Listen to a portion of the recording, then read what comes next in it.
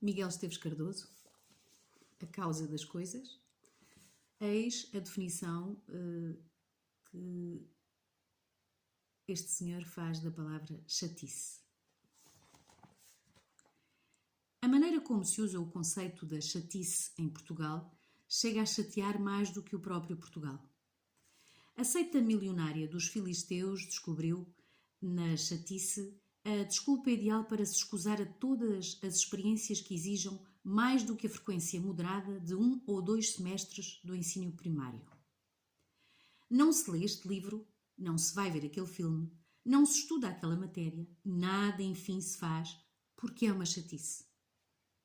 Para mais, são estes mesmos que repetem insistentemente que a cultura não é uma coisa chata, mas sim uma coisa imensamente garrida e participativa, um constante diálogo, extremamente virada para a comunicação, num espaço aberto onde há cerveja e queques, banda desenhada, música rock e uma vaga ação teatral a desencadear-se eternamente nos arredores, com palhaços verdadeiros, citações de pessoa e tudo.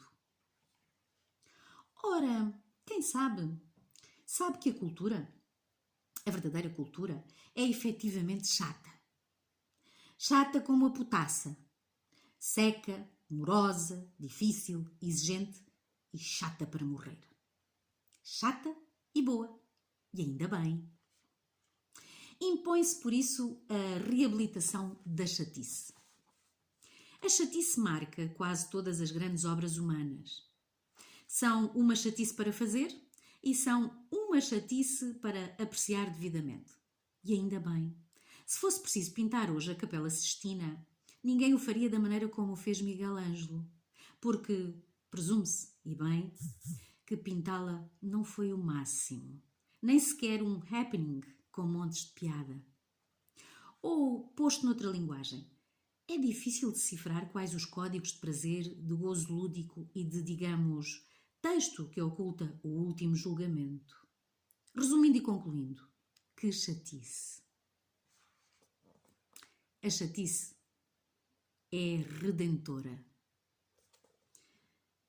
Os grandes jornais diários do mundo, o Le Monde, o The Times, o Washington Post, o Diário de Notícias, são todos, graças a Deus, chatos e excelentes. Os melhores poetas e escritores são todos uns chatos de primeira. E os piores são aqueles todos vivaços e relevantes com poemas que começam "Hoje li no jornal", e que têm a capacidade de se tratarem uns aos outros, não só os poetas como os poemas, por pá. Com os filósofos passa-se o mesmo. Não há francês airoso e moderno que bata a solidez rósea dos grandes chatos alemães como Kant, Hegel e Heidegger.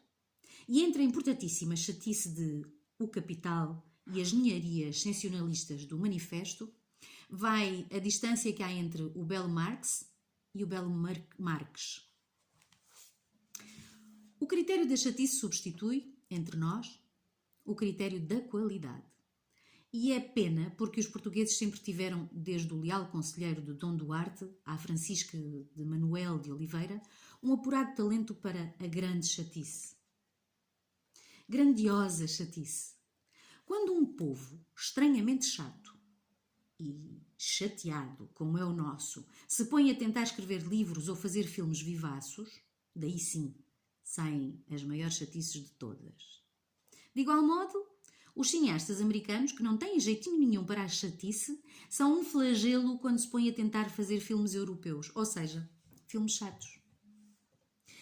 É que não há nada mais chato do que um chato a tentar ser vivaço, exceto, talvez, um vivaço a tentar ser chato.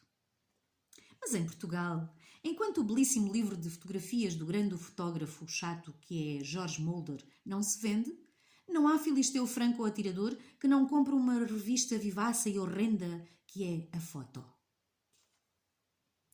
E o que é que nos deu esta atual cruzada contra a chatice, exceto coisas como a televisão em mangas de camisa, o jornalismo Yameu e as entrevistas com artistas para quem o cinema ou a literatura, ou seja lá o que for que fazem fora de portas, são uma paixão?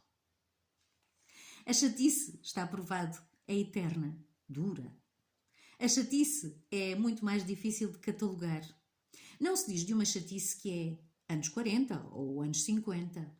Os quadros dos grandes pintores chatos, pintam coisas chatas como naturezas mortas e paisagens tépidas, estão sempre bem em qualquer altura, enquanto que os vivaços, como Bosch ou Dalí, estão irremediavelmente condenados ao seu tempo.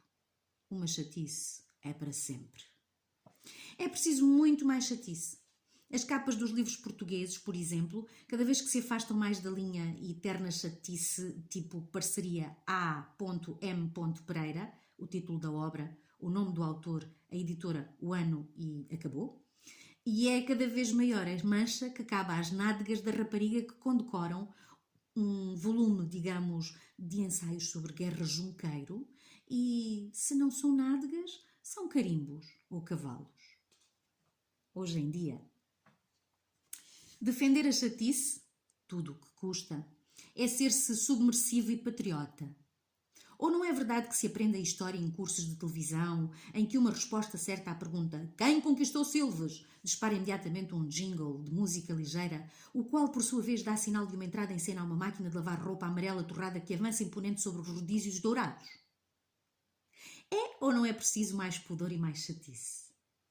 Atenção, contudo, há por aí muitas coisas que, embora assumam a forma de chatice, dela retirando todo o proveito da dignidade e da profundidade, não são verdadeiramente chatos, mas sim destituídos de ideias, ou elegíveis, o que é muitíssimo diferente. Esta pseudo-chatice ainda é mais irritante que a vivacidade analfabeta. A verdadeira chatice, convém lembrar, é um exercício mediante o qual um autor, depois de ter levado muito tempo e de se ter chateado muito, para chegar às suas conclusões, faz com que o leitor ou o espectador possa partilhar esse intenso sofrimento, chateando profundamente, porque não há outra maneira senão profundamente. Em vez de lhe dar algo, as conclusões com meia dúzia de aforismos citáveis, não queriam mais nada. Segue todo o interminável percurso do raciocínio ou da criação. E é assim que deve ser. Quem se aventurar a ler Proust, por exemplo, tem logo de início consciência dessa roedora chatice, mas sabe que o esperam grandes recompensas.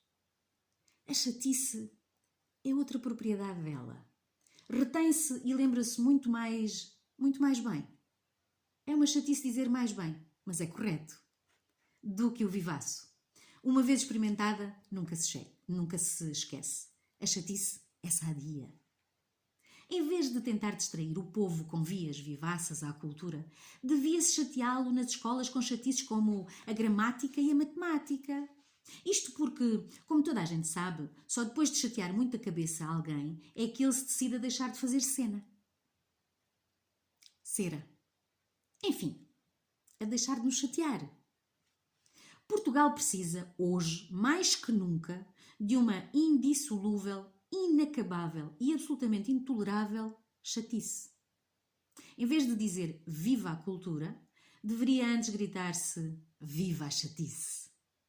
É assim, é chato, mas é verdade.